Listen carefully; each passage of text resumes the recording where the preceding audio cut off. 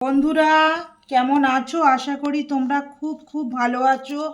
আমিও খুব ভালো আছি। দেখো, আজকের আমি একটা লোটে মাছের চপ নিয়ে আসছি তোমাদের সাথে।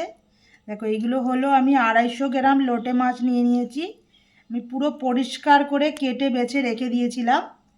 আর এতে কি কি মশলা দিতে হবে না হবে আমি দেখিয়ে দিই। এটা দেখো, এটা হলো মোটামুটি আমি 1 চামচ আদা রসুন পেস্ট করে রেখেছিলাম। এটা 1 চামচ আদা রসুন পেস্ট দিয়ে দিলাম। হাফ চামচ হলুদ গুঁড়ো দিচ্ছি।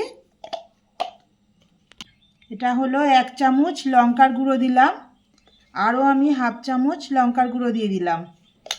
একটু ঝাল হলে খেতে ভালো লাগে, এই জন্য ঝালটা একটু বেশিই দিলাম। আর এটা হচ্ছে জিরে গুঁড়ো, 1 চামচ জিরে গুঁড়ো।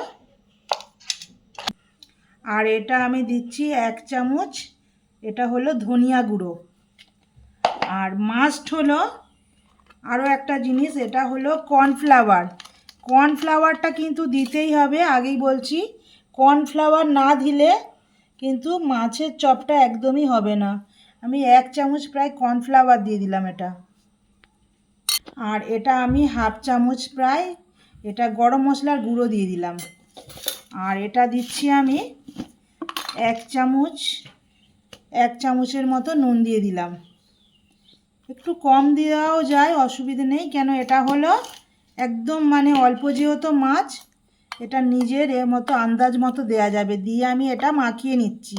হ্যাঁ, আমি এটা খুব ভালো করে কিন্তু মাখিয়ে নিচ্ছি, পুরো যাতে মশলাটা কিন্তু মাছে পুরো যেন মিক্সড হয়ে যায়। আমি এইভাবে মাখিয়ে নিচ্ছি পুরো মশলাটা। আমি এটা পুরো মাখানোটা কমপ্লিট।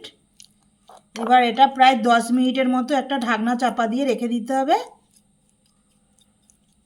এবার আমি কিন্তু ওটা 10 মিনিটের জন্য রেখে দিয়েছি। এতে আমি 2 চামচ বেসন নিয়ে নিচ্ছি। যেহেতু আমার মাছের পরিমাণটা বেশি বলে আমি 2 চামচ বেসন নিয়ে নিলাম। বেসন দেওয়ার পরে আমি এতে দিয়ে দিচ্ছি হাফ চামচ গুঁড়ো হলুদ। আর এতে দেবো 1 চামচ গুঁড়ো লঙ্কা।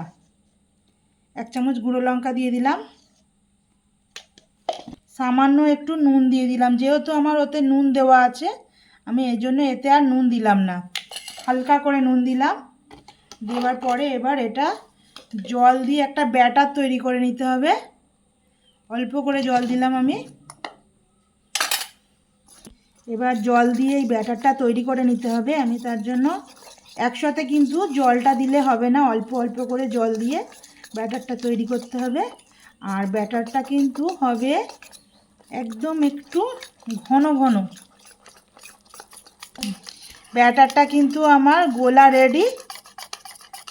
খুব ভালো করে গুলে নিলাম। আর এটা কিন্তু এইভাবে পুরো পাতলাও না আর খুব মোটা গুললেও হবে না, আমি এইভাবে গুলে নিয়েছি। ব্যাটারটা আমার রেডি হয়ে গেছে। আর মাছটাও কিন্তু 10 মিনিট হয়ে গেছে। মাছটা আমি এইভাবে মশলাটা একটু লাগিয়ে নিচ্ছি খুব ভালো করে। লাগিয়ে এবার এটা আমাকে দিয়ে দিতে হবে বেসনে। বেসনে দেওয়ার পরে আমি কিন্তু পাশে তেল গরম করে নিয়েছি একটা কড়ার মধ্যে, সাদা তেল দিয়ে দিয়েছি। সাদা তেল দেওয়ার পরে আমি এবার এইভাবে আস্তে করে ছেড়ে দিচ্ছি। তেলটা খুব হিট করলে হবে না, একটু হালকা হিট করে রাখতে হবে। আর খুব গ্যাসটা কিন্তু জোর করলেও হবে না, গ্যাসটা একটু লোতেই রাখতে হবে।